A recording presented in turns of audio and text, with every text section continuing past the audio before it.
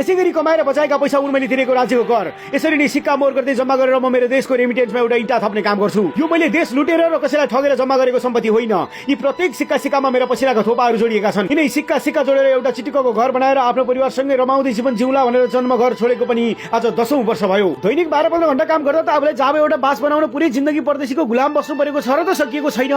खोइ यो राजनीति गर्नेहरूका घर गाडी कसरी यति छिटे बन्छन् मैले पत्तो पाउन सकेको छैन।